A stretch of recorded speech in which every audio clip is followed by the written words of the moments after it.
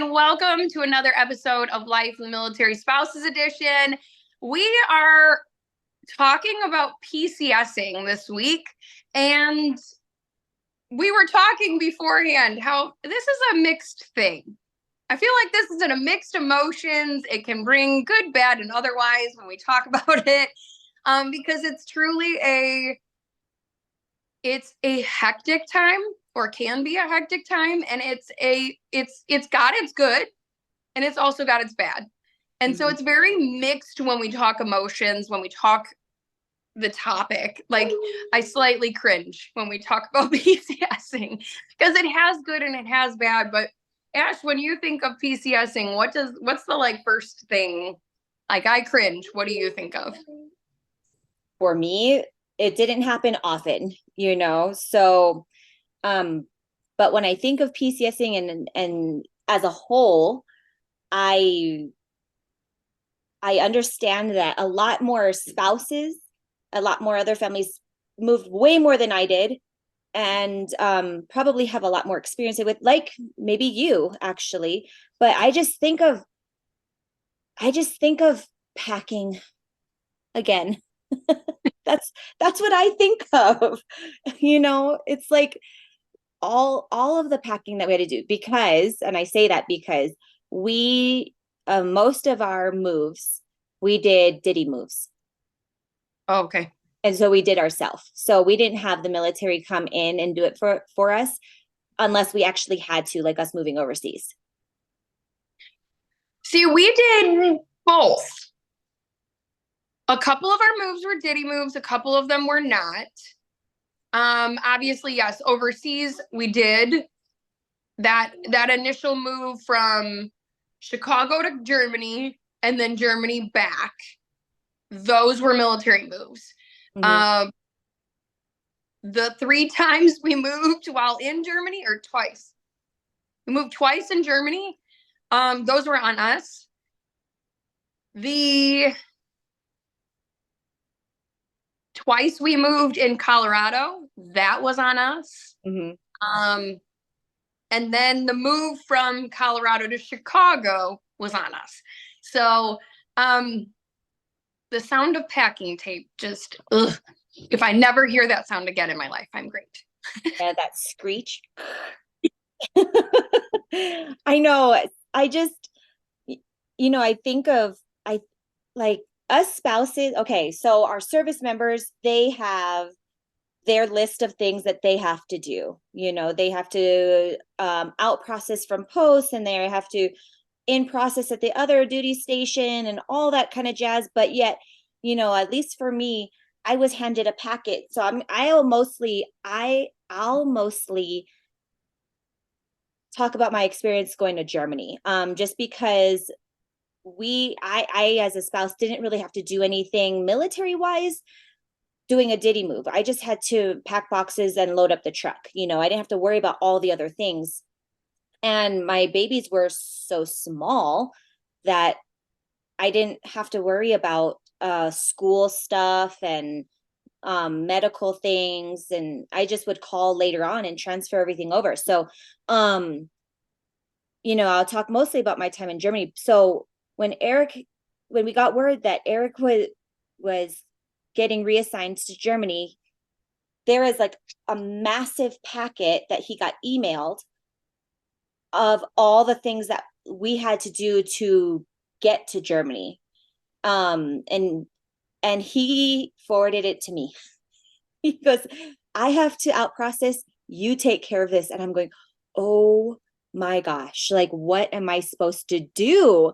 This is the first time I've ever had to deal with PCSing through the military, because we did it all ourselves before. So this was a completely different experience, a completely different process. And, the mental load and the emotional load that put on me was like insane. It was Yeah. Did, insane. did you move? How did you move from Hawaii? I mean, the military did that, but no kids, small Mm, apartment. You, I think Eric took care of everything else, like there wasn't really anything to do. We were brand new in the military, so records and everything was very minimal. So I just remember going with him to out process base, not any of the other stuff. You know, he set up, okay, movers are coming on this day, yada, yada, yada. Yeah. So that was easy. I just was like, okay, deuce, Hawaii, see ya, peace out. You know, that's what it felt like. And see, I don't know. With us moving from Chicago, so I was in Chicago, Chris was in Missouri when we first ever moved. So I wasn't living in Missouri with him. I was staying in Chicago. He was in Missouri at AIT, and they just shipped him off. And he got to Germany and was like, I have a wife that needs to move, I have a child who needs to move, and I have all my household goods, which were packed in my mom's garage for 3 months. I swear this woman is a saint because she allowed it to happen. And it was, I think that was probably one of the, like, my first experiences because the military moved us overseas and I had nobody was contacting me. So I'm waiting from a call from Germany, which is 8 hour time difference, mind you, from Chicago. So I'm getting like this delayed answer. I'm like, who's coming when, what day? I am like the micro planner. Like I need to know everything. So handing over the control to somebody else and being like, hi, dear, I need you to take care of all of these things. And oh, I need answers. Like Yeah. I need answers. And so he would be like, okay, well, the movers are coming this day. Does that work? And I'm like, I have to make it work. Like, I don't have any other choice. But then it was definitely kind of a doozy trying to get, I mean, in processing was harder than I thought it should have been. In processing us was harder to do in Germany What do you mean? than Like, what happened? Why? it was really like, so it took us 3 months to get over there. And that was like him bugging people, like just hour upon hour, being like, you need to get this flight. I need this. Like he was pushing so hard, along with getting himself in process, along with getting, just basic day-to-day life was still happening. He was pushing within the offices to get us there as quick as we could. It took us 3 months. Most spouses didn't show up for 6 to 9 months. What? Because it was taking that long for the offices to get us there. And so I was proud we were there in 3 months. And then once we got there, it was like you'd go and sit in one office for 2 hours. You go sit in another office for 2 hours. And then you're like, I guess maybe because I was doing it with a 6-month-old in my lap, I'm so new to this entire concept. They're like, every time I would go anywhere, they're like, do you know his social? And I was like, I know mine. Does that count? And they're like, no, we need his. And I was like, I don't. So then it was like the constant calling him up, being like, I need your social. And I swear now, if somebody asks me for my social, I have to pause because I'm like, I don't even Yes, know my own is. right. Like, does that count? It's so funny how that happens. Like, I remember that being so newlywed. It's like, I just married this guy. I almost feel like I just met him and you expect me to know his social. But after being in for so long, like, oh, okay, I get it. Yeah, under his. And even now, like a lot of times it's still like has the insurance, so I still need his social for insurance purposes. So I ended up at one point in time recently, I had to like double check whose social I was putting on everything because I started mixing the two socials and combining them. And I was like, nobody even exists at this number now. Like, I don't even know what I'm doing anymore. Like, kid, who are you talking about? Because I don't even know anymore. My goodness. Um, but Germany wasn't, once we were there, I Mhm. think it wasn't nearly as bad. The So different. And, maybe I don't know if it's because you guys were at a smaller base or what, because it wasn't like that for us. Eric, first of all, Eric knew he knew we were leaving. He got orders six months in advance. Mm. So that gave us time to really prep anyways, you know, to get our passports and all the things. Even though the military gave you a passport, you know, just to get you in country, if you wanted a regular passport, you needed to get that on your own. And but we had to, so for us, it still took a few weeks. Like some people were in a hotel for like upwards to 2 months sometimes, but majority maybe about a month. And so I don't know if it was like this for you, but for us, when we got there, they didn't have housing ready for us, so they would put us in a hotel until an apartment came available. And so we had to contact, first we had to contact the hotel on base, and for us, there was no space available. So I had to contact a German hotel out on the economy, which wound up being the best thing because their breakfasts were amazing. European breakfast at a hotel is the best thing ever. And I mean, this guy was a 5-star chef. We had smoked salmon and caviar in the morning. It was awesome.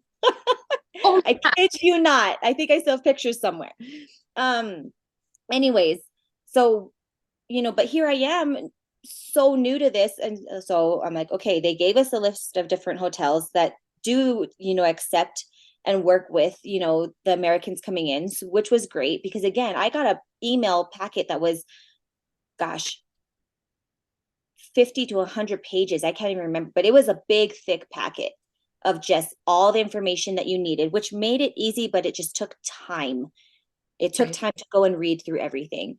And so I emailed them, thank goodness, because they deal with Americans a lot. They emailed me back in English, very good English. And we were able to schedule that. But we were in the hotel for 3-4 weeks, and that was with Eric pushing the housing to get us into some place as well, you know, because we could have been stuck in there for, like I said, upwards to almost 2 months waiting in a hotel. So luckily the room that we got was more like a suite. We had like 2 separate bedrooms and a little living room and a kitchenette. So we were able to cook, and it was like a little mini apartment, which really was good. And we had a washing machine in there, which the German washing machines are super awesome. They were like a washer dryer combo. Do you remember those? I mean, no. It took 6 hours to do your laundry, so you made sure you put it in the morning, but it'll wash and then it'll dry at the same time. When you come back in the afternoon, everything's done. You just got to fold, put away. It was so convenient.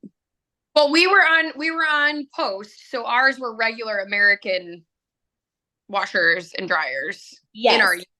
so that was Yes. different. Same thing when we got into our apartment.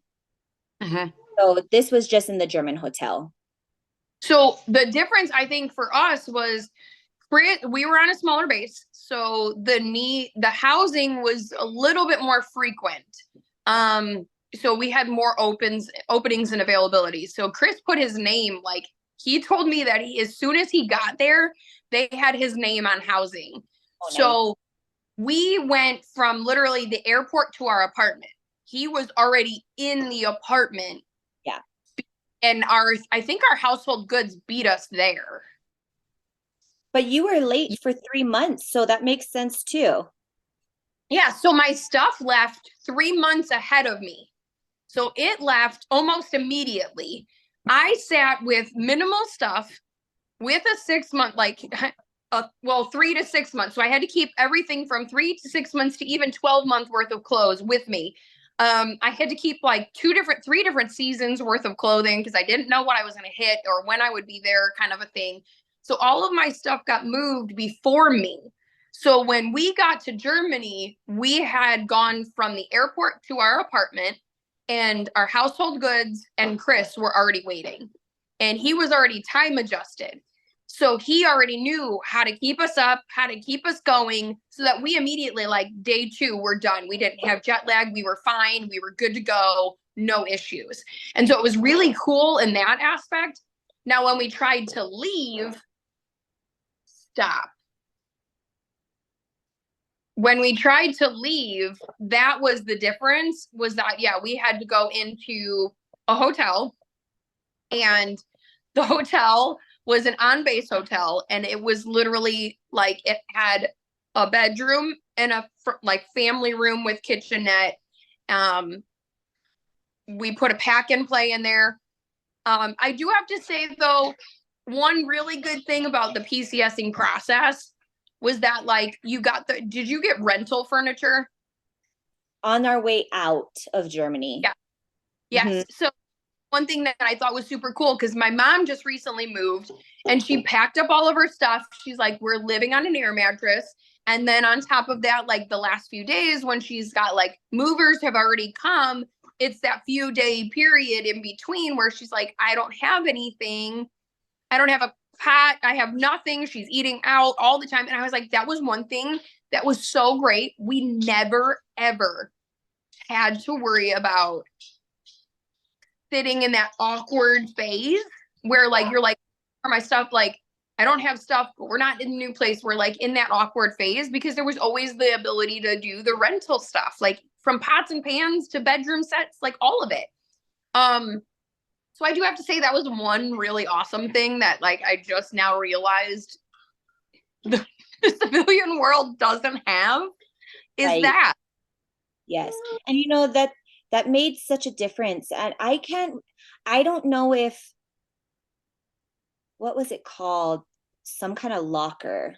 Um, anyways, where you do all the rentals for kitchenware. I don't know if where we were had one. If they did, I didn't dig too deep.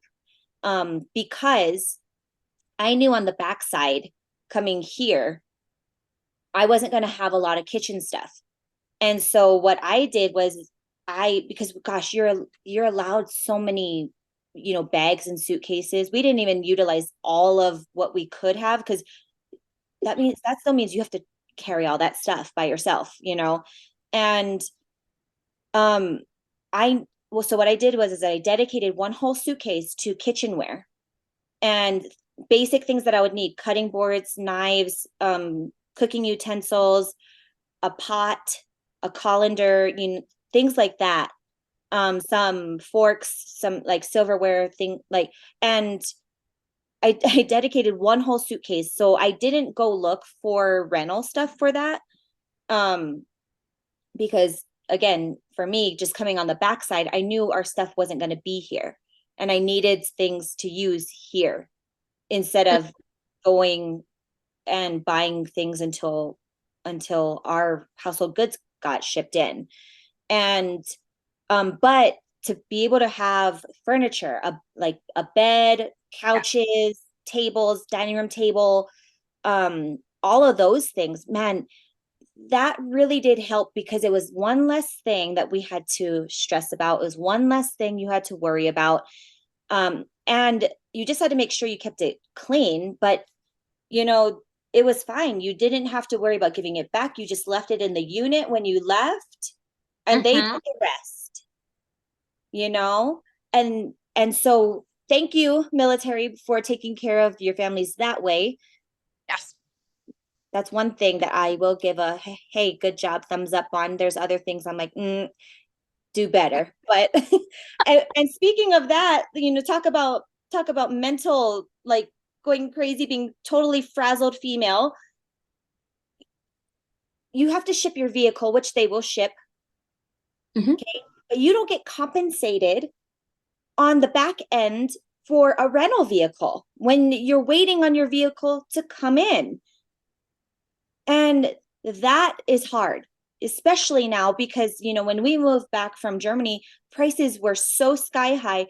We needed a large SUV because we have 5 kids. And Right. we were waiting over a month. We were waiting 6 weeks for our vehicle. So what did we pay? We even asked them for like a bulk rental price, which they did give us, but we still paid $10,000 for that car for 6 weeks. And see, That we didn't get back. The cool part on our end is that we didn't ship our car until literally days before. Like we were in the hotel And we were, I think, almost fully, like, we were just waiting, right? You're in the hotel, I think we're pretty much out processed. Like, we're literally days away from leaving. Chris that weekend goes, drops off the car. That following, like, Wednesday, I think we moved. So we didn't really have to go anywhere. We had a friend drive them there, drive us back, and then we stayed on post. Like, it was fine. We didn't have to go anywhere big. Then we got, I think we got a friend to drop us off at the airport, was like the biggest thing. And then on the back side for us was great because my father-in-law picked us up Oh, in Colorado with 2 vehicles. He gave nice. 2 vehicles that day, and we were set until our vehicle came in. So not only did we just had we now I was like actually thinking about that as you're talking. I'm like, how did we get back? And then I'm like, we flew into Denver. My father-in-law picked us up off the plane with a vehicle, and we Nice. took the vehicle right home. We didn't have to worry about it. Like, and then our car came later, but we still had a vehicle. We didn't have to think about it. And so that was one good thing that we strategically planned, knowing that our car wouldn't be here for a while. That's such a huge blessing because you had family here in the continental US. You know, my family is in Hawaii. And so I didn't have that. And on top of that, my family flew in 2 days before we arrived because of our whole family dynamic changed. Like I don't know if I mentioned it before. Yeah, we have 5 kids, but 2 of them were adopting, and they're biologically my niece and my nephew. So my folks had them first, and so they flew in with them. And so they had a rental vehicle. We're going to need a rental vehicle. And we even shipped our car 6 weeks before we left. Oh, really? Yeah, because we knew that it was going to take, or was it a month before we left? It was some longer period of time because we knew it was going to take a little bit of time to get there. Gosh, how long did we? It doesn't matter. Anyways, but the bases that we were on, they called them the duty bus. And so it was buses that would rotate and not be on a bus schedule to go between base to base to base and have their different routes. And so we utilized that while we didn't have a vehicle. And it was super convenient. You just slowed everything down because it's like, oh, okay, well, bus comes here at this time. Let's just walk to the bus stop and then, we'll go. And it just kind of made things super chill. And then our commissary was walking distance. So we would just walk and get groceries and walk back. And, so not having a car there and not having furniture there, we tried to schedule everything as early as possible that we could because we knew we wouldn't have it here. Right. And that's just kind of how we did. Actually, a lot of families from where we were stationed do it that way. They try to get everything scheduled as early as possible so that on the backside, they can receive their things. Maybe their things will beat them there, or it's coming shortly after. Yeah. So I feel like we did something similar to that, especially like with our furniture. Where we tried to get that. We kept the car as late as we could, but everything else I thought we tried to ship as early as humanly possible so that, like you're saying, I think we got in and we were getting the email that, like, here's your stuff. Like, it was literally within like a day or two, one way or the other, like whether it was before us or after us. But I remember it being super, like, right on time when it came to some of the stuff. And yeah, we were a little inconvenienced in Germany, but it was like one of those, you're like, well, whatever, like they you kind of provide everything for you there, even though it's just temp furniture. At least you have something, right. And I do have to say, like, in the process of PCSing, a positive note is that it helped us stay in a very minimalistic thing. We didn't become hoarders. Like, you didn't have the ability to be hoarders because you had a weight limit to check at the end of it. Like, I remember at least going from Germany to to Colorado, you had a weight limit. You couldn't do a certain, when you do military moves, you have a weight limit. They only ship so much weight. And we had to move Chris's motorcycle. That was the big kicker. that one got moved with our household goods because it wasn't considered a motor or a car. So they put it in there. I had to equate. I was like, do you know your bike just took up so much of our space? Granted, at the time I had a 3-year-old and a year and a half year old or almost 2-year-old. So everything that they had was very small. I wasn't like moving anything massive. And I think we got like we sold some of our stuff. Like we were good about like keeping it really minimalistic. And even the baby stuff. I Mhm. sold the baby stuff there and was like, I'll just get new ones if we ever have another kid. Little did I know I was going to do that twice more, but that's okay. We'll ignore that unwise decision. But we just did a lot of it kept us minimal. And even now, even to this day, we look at things and we're like, if you haven't used it, get rid of it. Like we keep this mindset of like, I don't want to have to move it. If it's not being utilized, get it out. Like, so it's helped us stay really good on like not just collecting things and not having a lot that goes into like storage or like our attic or any of that stuff. Like it's very minimal. Like it's holiday decorations that like hit our attic or anything. Like it's not just stuff anymore. Or while in, it's either holiday stuff. I don't know if anybody else can relate, or Eric's military gear. Yeah. I think his military gear takes up way more space than anything. In our storage unit in Germany, the entire storage unit was Chris's gear. Mm-hmm. I had like 2 things down there. We didn't decorate like, oh, the Christmas tree was down there. But like even then the kids like I think it was maybe their pack and play or something like the stroller would go down there because I didn't want to haul it up 3 flights of stairs. But otherwise I was like, you take up majority of this, sir. Like, don't look at me at where's the weight coming from? This is all you. Like, get rid of this stuff. I don't want it. That's so funny. Now, it did help, at least for like you're talking about weight. Like his stuff was different. It Yes. wasn't part of our household goods, right? So, at least for like the weight and everything, I knew, okay, that's separate, and then we can focus on this. But yeah, just like thinking like, oh my gosh, my kid, like, what am I gonna do? I have 5 kids. Clothes are expensive. I have tough or totes with next year's size or hand me downs that we can like shift through.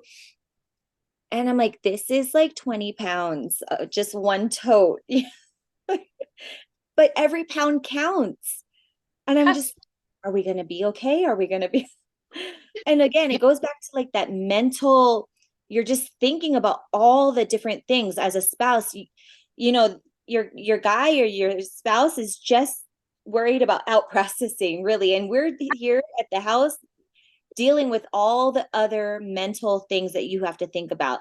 You're thinking about packing, because let's be real, they come and pack your house, yes, but there's all the horror stories about the packers. So a lot of us pack our own things and just tell them, here you go, right? And I've packed many. I was the one who packed my entire kitchen. yes, I packed. I all would the write on. glassware. Yep.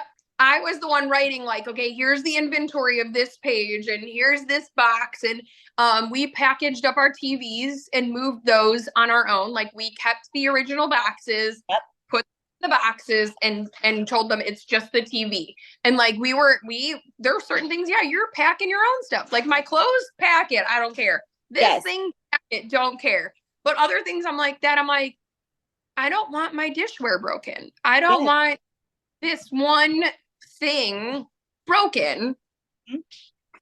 stuffing clothes in it. Like or stolen. I mean, that's a real thing that we deal with, is like our stuff gets stolen. I mean, I on nothing was stolen on the way back, thank you Jesus, but going to a rain jacket and my Converse shoes, brand new, by the way, Converse shoes, but that's okay. But I'm like, really, these things, like, the rain jacket's from Costco, guys. Like, As somebody, I mean, I don't get it, but you hear about the other horror stories that we have to worry about, like their furniture getting damaged and like high priced items just gone missing. And like that's hard earned money. Like our guys don't get paid a lot. no. And when stuff like that happens, it's a hit. It is a hit. Mhm. And I So think that there's a mental load that like the spouse is, yes, I understand that the service member has a checklist. They have to check all the offices, they have a load, like they're mentally focused on out processing the base. But as the spouse, you're not just thinking about like what's getting packed and where, do we have anything, what's being left out. You're not thinking that, just that, like, do you have everything that you need from this duty station? Do you have all the medical records? Do you have all the, what does your I Love Me book? I still to this day have an I Love Me book. I don't know about anybody else, but I do. And my children know about my I Love Me book. It's obnoxious, it's big, it's bright pink, and they know that if anything goes wrong, you just grab mom's I Love Me book. It has everything in it. And I'm meticulous about it. It has anything and everything in it. You grab, you run, you go. Like that's like if anybody like, and when we were traveling, I was the biggest freak about it. I was like, where's my I Love Me book? And everybody's like, what are you talking about? I was like, I need my big black pink binder. Like, just get me the binder. Like it had everything. But we take on just the mental load. You were traveling with bigger kids. I was traveling with younger kids. So my aspect was still just, I now have to corral a 3-year-old in an airport over 3 different planes, customs. Please don't throw, like there were multiple landings and taking off. And I was like, I brought extra clothes because I was like, somebody's going to throw up on this flight. Like guaranteed. I made it all the way to New York, and the flight from New York to Chicago, I got off the plane and that's when somebody threw up on me. I was like, really? We made it 12 hours worth of flying and nobody got sick until we get to Chicago, and then you all throw up on me. I'm like, wonderful. Just get off the plane. Like, we're taking on, and for you, you're taking on a bigger load of older kids, of now we got to worry about school records and friendships, and like we're taking on that load of having to say the goodbyes. The yeah, guys, I love them dearly, but they do a pat on the back, they call it a day, and they walk out the door. Like they don't, and that goes with their friends, and like, yeah, they have the heart to heart moment, but they kind of are like, okay, next. And you're like, hold on, I'm fine with it, but the next isn't. Like we're still trying to, suck up the yeah, tears. Hold on, hold yes. on. So many tears wiped up. Like, and it wasn't just during the PCS. It was months leading up to it because the kids knew or know that we're leaving, especially coming from Germany, because that was never supposed to be permanent, never. And so you have like this clock that's just counting down, and they know that the time is running out. And not only about us leaving, but they've already said goodbye to so many friends that moved away before them, that they're already sad about, and now it's their turn to go. And I'm really going to miss my friends. They made such good friends there, and we're never going to see them again. I'm like, we don't know that. And my face looks really white. And all the, just, the lash outs or the temper tantrums, or because emotionally they can't comprehend. They can't, even my older girl, when we left, she was 12, gonna be 13.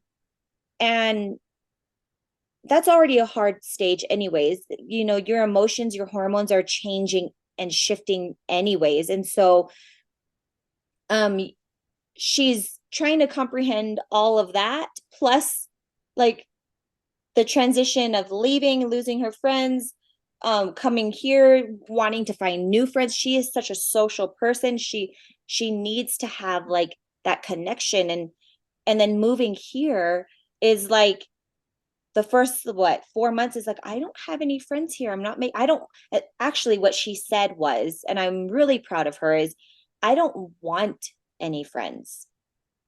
And I go, Ooh, why? She goes, because I'm watching them. And she was very meticulous, very careful with who and what friends she picked. And mhm. she would sit alone at lunch. She would have her nose in a book and she would watch. And it took her a long while to make any friends. It made me sad, but because she was hurt and she was sad from moving so much, even going from North Carolina to Germany, her best friend was there. Not only a best friend that we met there, but a friend that we knew from Colorado. Olivia was 18 months when this little girl was born. So they grew up together. And so then she left her. And she just was sad. It's like, and that's only 2 times. There are families, and I'm sure those of you listening, like, oh my gosh, only twice. I mean, because Right. you guys PCSing every 3 years. Like that is, and if you're a lifer doing 20 plus years, gosh, man, like I feel for you guys. I feel for the families that are moving constantly like that, like the constant shift. How can we as spouses, especially, and I'm just talking about us because obviously it's a spouse edition. It is so hard to have real friendship and to have meaningful friendship and to go have deep friendship when we're moving all the time. Yep. There's no time to settle. There's no time to really like grow those friendships. It's so hard. And you can imagine our kids who are constantly, their brain is still developing. And anyways, get off my No, and I mean, like you said, we've only done two big moves. I mean, the other moves that we've done while we were in Colorado were minor. The little ones that we were doing while we were in Germany, again, minor. It was going from a small place to a little bit bigger place. Like they weren't anything like I'm moving whole bases, I'm leaving everybody, that kind of a thing. But they were still moves. They still counted towards our move count. Gave us a new address multiple times. And I have friends who literally they're lifers and they're moving their children every 2.5 to 3 years. It's like clockwork. And I feel so bad for the spouses because like you're saying, we're carrying that load and trying to just wrap it all up, carry it out, plop it down in the next place, and hope you can take some roots somewhere. Like, and I get we all kind of just adapt. We all just have come to this thing of like almost like a gypsy life or nomad life where you're just you go with the wind, and you know what, yeah, your roots are set here for the moment. And I think that's what was different for I had to go into the mindset of this is the momentary roots that I have. My roots are this house. Like Chris and I, even lately, he's had this conversation with me. He's like, I just don't like our house. And I was like, it is never the four walls that make a home, it is the people within it. We could live in a box, we could live in a mansion. It doesn't matter what the house is or where the house is, it's the people in it.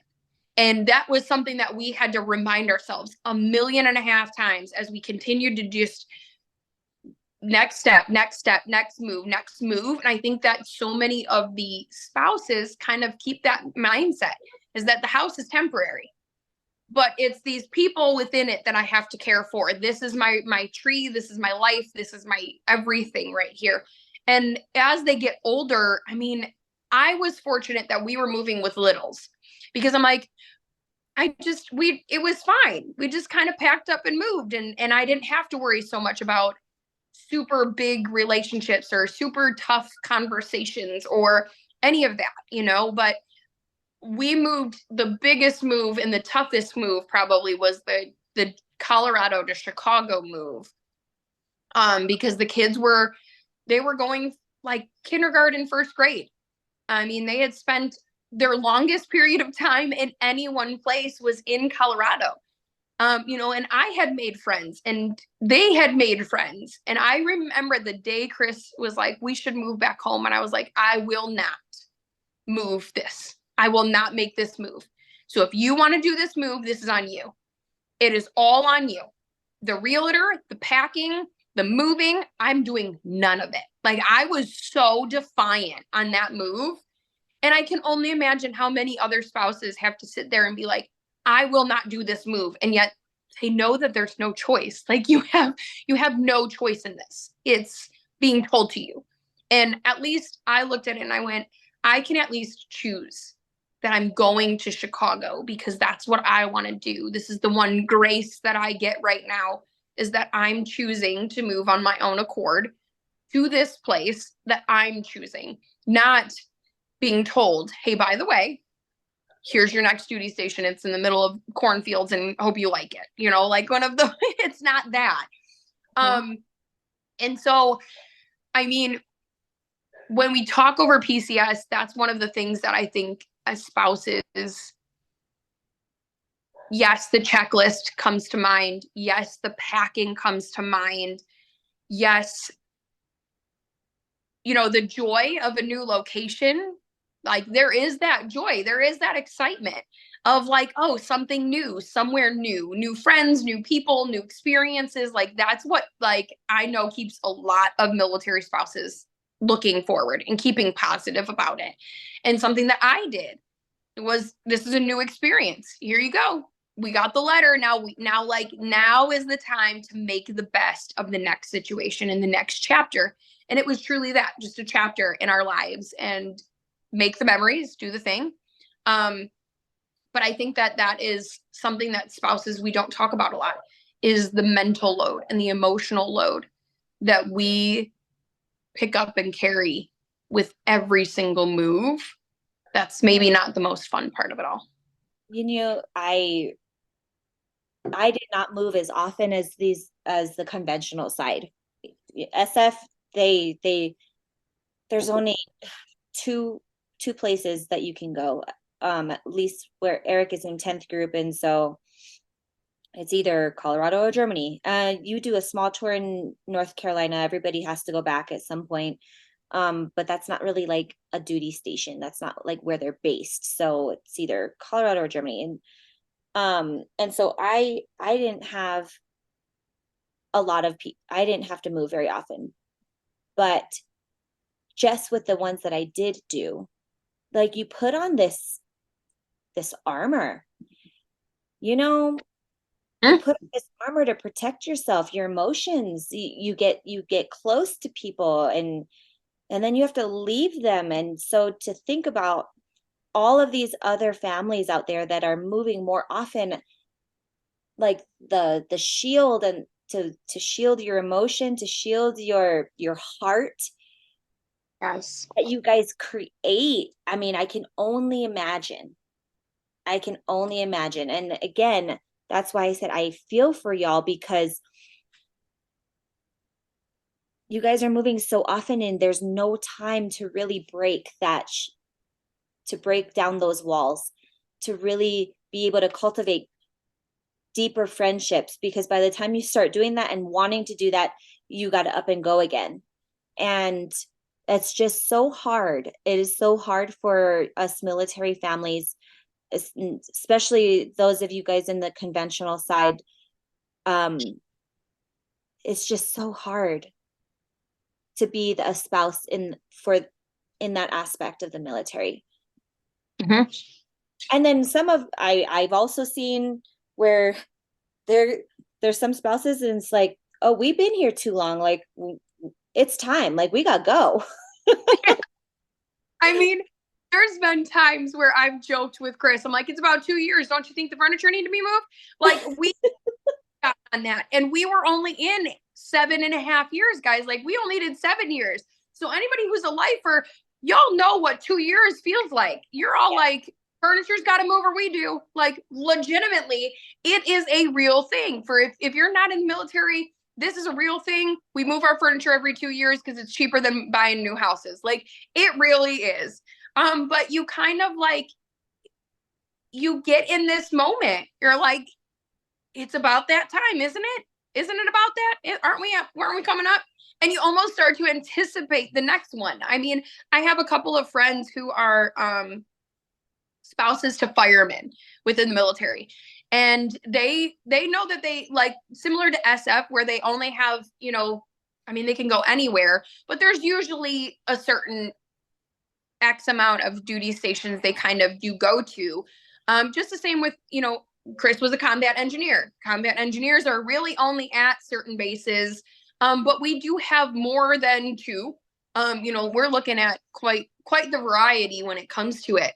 And you guys come, and I'm speaking to the listeners that have that moving all the time. I am literally in my head picturing two different ladies that I know and love and have watched them take their kids from itty bitties that I've held through high school and into college with the military, and watch them just continue to just go, here we go. And they batten down the hatches, pick up what they can, and kids included, and just keep moving. I hope so. They're incredible. Like, you are Wonder Woman. Like, I feel like they need to be applauded. Like, ladies, you are truly Wonder Woman. Like, you really are. You are the reason why the military keeps functioning. You are the reason why your service member can make this thing happen.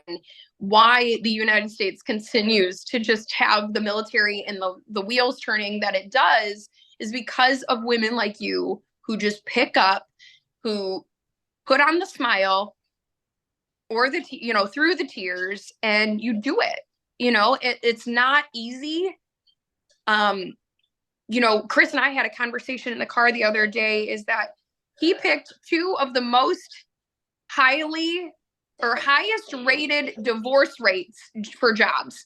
He went from military to construction, two of the highest divorce rates. And he goes, we are batting 100 on keeping this marriage together. And yet we do.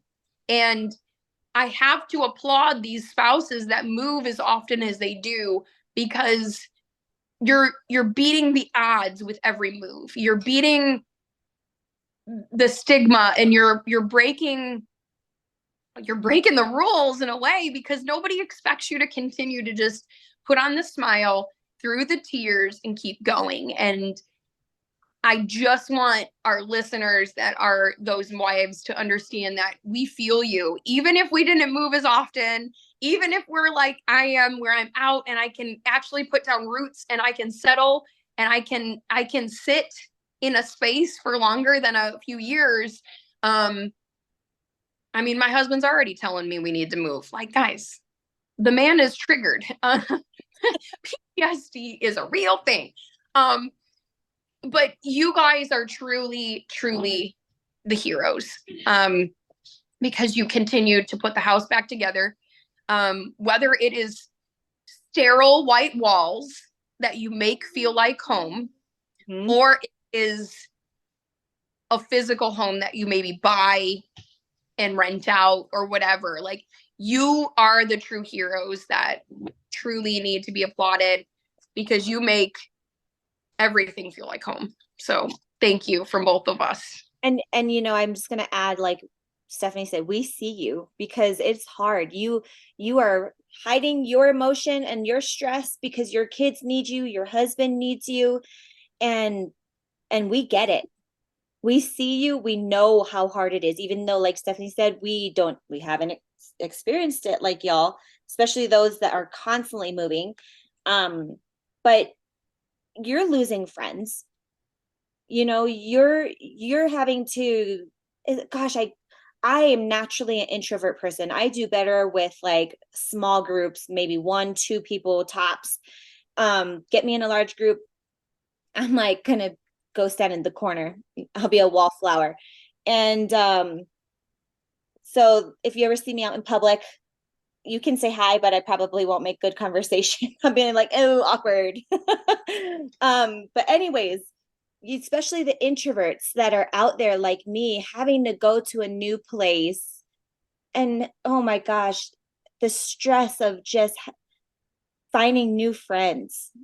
You Yeah. know, it is so hard. And then you have to deal with your kids because they don't have any friends, and your husband has the new job and the new work people that you hear about, you know, because we all do, right?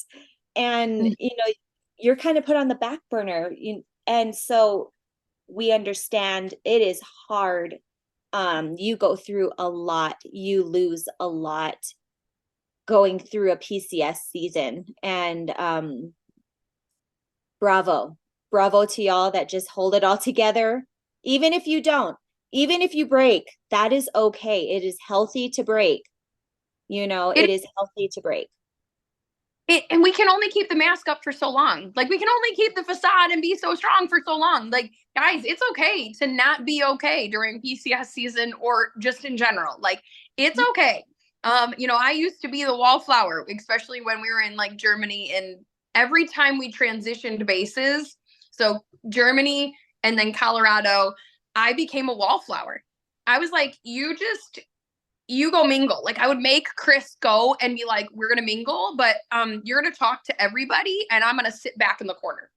And I'd watch and then I'd figure out, like just like you said, Liv did, where she would sit and she'd watch people, and that's what I did. I was that person who sat in the corner for like 3 months straight at every meeting, at everything, sat in the corner. Like everybody thought I was super introverted. You met me and I was like, oh, far from it. We will talk for hours. But that's what it takes. And I, like you said, bravo. You continue to put yourself on the back burner. You continue to put everybody else in front of you to keep moving and keep going. So I have to encourage you all to listen to next week's episode, because this is going to be one that it packs a punch, but it is true. It is honest. It is going to be real. So you guys are going to want to listen in, because that one next week it's talking about loss, and it's going to be a big thing, not just what we think of the funerals, but we're talking a lot more about loss than most of the military will even talk about, or spouses. We kind of put it all to silence. We don't talk about that. We're breaking big stigmas next week. So I encourage you guys to listen in. But thanks, Ash, for sharing all the fun of your PCSs, because I mean, none of them are all that easy. No. And I mean, we didn't even touch in on the Diddy moves, but you know what? I think everybody can get the idea that I packed and unpacked. I lost a lot of stuff. I mean, I went from a 3,000 square foot home to a 1,500 square foot home. So you can imagine. And I'm sure a lot of people do that too. So yeah. I mean, remember, I think the Diddy moves brought all the laughter and like, as much as it sounds like it shouldn't be joyful, we had some of the best like humor and fun in our Diddy moves than we did anything, because like we were packing. Oh my gosh. Beer and pizza. Like That these is so true. I mean, it wasn't fun while going through, no. but gosh, we look back, there was one I guess I can talk about it just real quick before we hop off, but there was the second time. Okay, so we did a Diddy move from North Carolina to Colorado, and then we did a Diddy move back from Colorado to North Carolina. And the first time coming to Colorado, we had a small little apartment. We had one kid. The next time we were in a 3,000 square foot home, and we had two kids and two dogs. And the second kid was like just shy of a year. So it was very interesting. And my husband, he was driving our Penske truck. Olivia was riding with him. And then my brother, thank God for him, he flew out to help me drive. So he called me. He goes, "You're just there to feed my newborn." And so he drove the whole way, and I just nursed and like entertained him and kept him up, you know. So that was a massive blessing. But coming from Colorado, the next state over is Kansas. And everybody hates driving through Kansas. And that's when our Penske truck broke down. And we would see Eric, because the truck was so dang heavy, is 30-foot Penske. And on top of this, now this house here that we're living in, was also filled with some of our stuff. Like this was a storage unit for us. So we didn't even take everything. So in Kansas, like it's pretty hilly towards Missouri side. And so you would see Eric speeding from down the hills and then just creeping up. And then he'd gain speed down and then just creep back up. And then all of a sudden he calls me and you hear beep, beep, beep. He goes, this truck is dying. So it broke down. We were in Kansas. We're in the middle of Kansas. I don't know where. It was kind of cool because it was, I must have been ladybug mating season because there was ladybugs everywhere, which was super fun.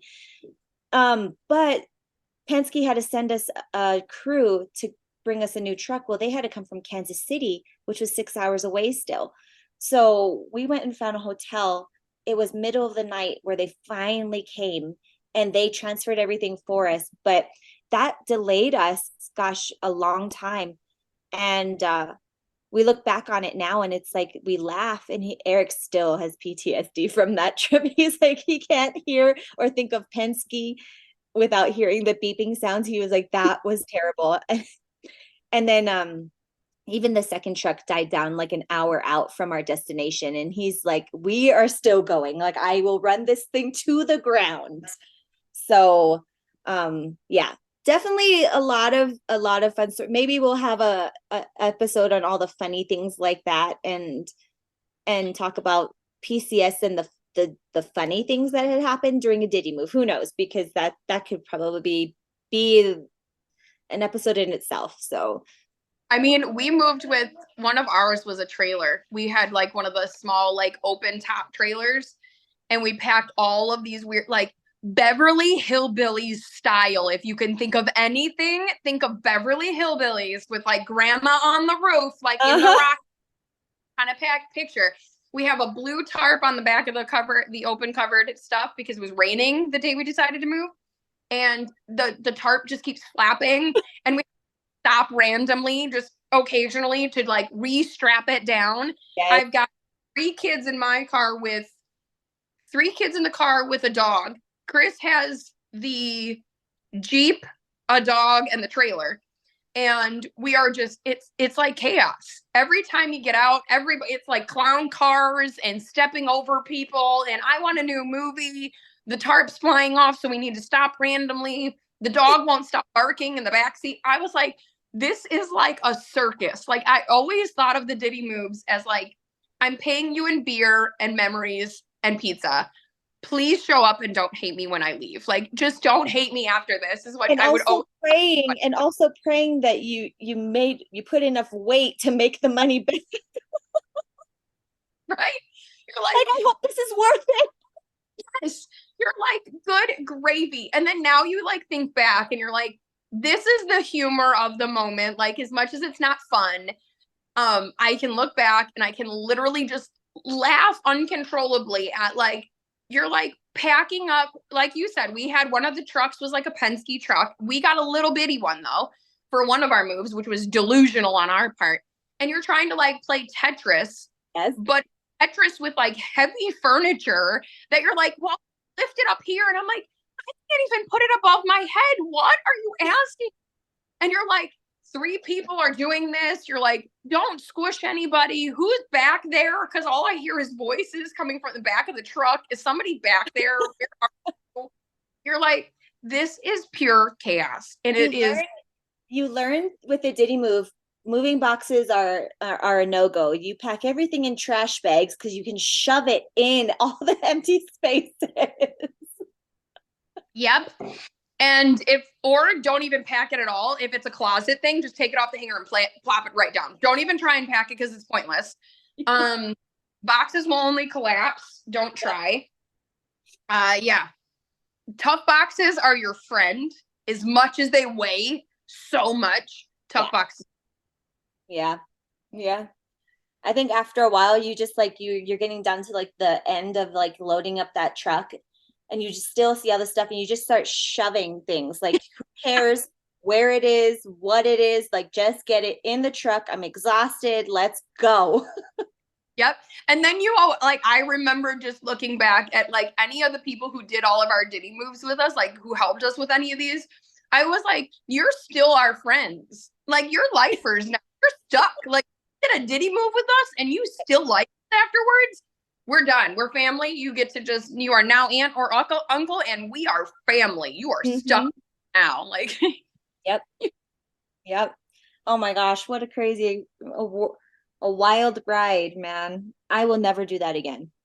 By the way, I will come and have the military pack us up the last time we get to move because I think we get one free move after we retire to anywhere we want to go. And I will not do that again. Been there, done that, got my card, you know. This postcard, got the stamp, the souvenir, and all the fun. We're done. We're good. Took the pictures. Like we're good.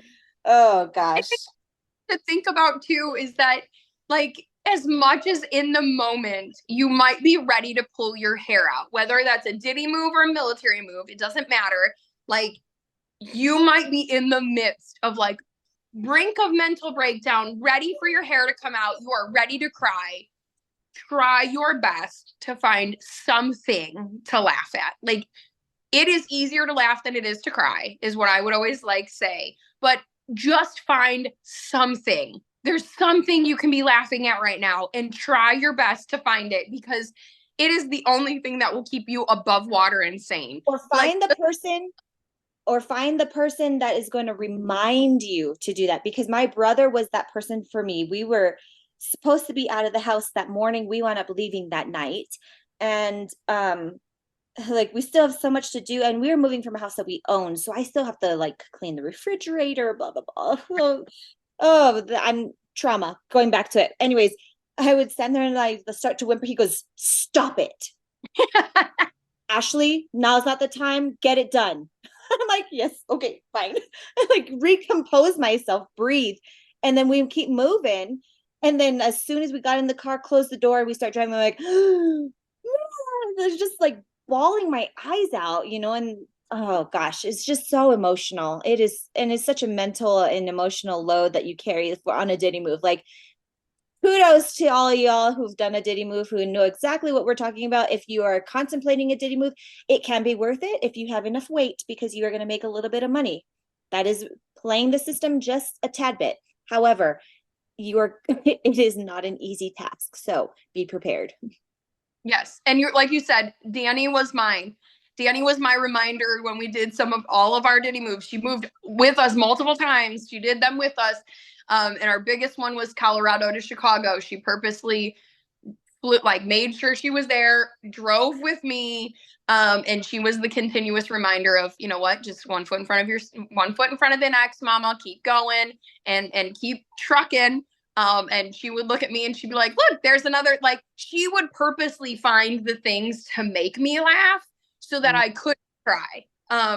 And so, you know, like she'd make fun of Chris and just be like, look, there's the trailer. We're welcome to the Beverly Hillbillies. I'm like, oh, this is just welcome to the chaos and the circus of my life. And so, I think today has been a fun episode. As much as it's hard and it's stressful and it's crazy, it's well worth it. And you guys are truly the heroes, listeners who have gone through it, whether it's a Diddy move, military move, you're moving all the time or you're not. You guys are truly the heroes here.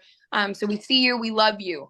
And look forward to next week and our episode on loss because it is gonna, I mean, it's opened my own eyes thinking about the episode and coming up with like, what are we going to talk about? How do we talk about this? Has been eye-opening to me. That loss is beyond just a funeral. And what does loss look like for us and how many ways we lose things, including ourselves. So I'm really excited for it. But thanks for being here, Ash, and just laughing through it with us as we go through it all. Likewise, friend.